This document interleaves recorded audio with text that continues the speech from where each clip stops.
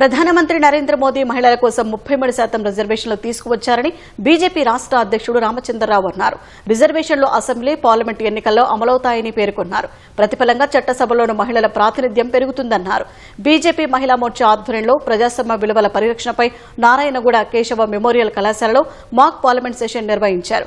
Congress emergency విధించి 50 సంవత్సరాలైన సందర్భంగా జరిగిన ఈ సెషన్ కు కేంద్ర మంత్రి కిషన్ రెడ్డి, బీజేపీ రాష్ట్ర అధ్యక్షుడు రామచంద్రరావు, ఎంపీ డీకే అరుణ హాజరయ్యారు. విద్యార్థులంతా రాజకీయాల్లోకి రావాలనేదే నరేంద్ర మోదీ ఆకాంక్ష అని నేతలు అన్నారు. 1975లో కేబినెట్ ఆమోదం లేకుండానే ఎమర్జెన్సీ విధించారని కేంద్ర మంత్రి మండిపడ్డారు. ఇది చిన్న సమస్య కాదు.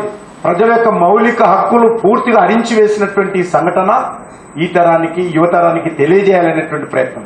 ఎందుకంటే 50 సంవత్సరాలు అయిన సందర్భంగా బ్లాక్ మైల్ స్టోన్, మన దేశ రాజ్యాంగం పైన బ్లాక్ లెటర్స్, మరకలు.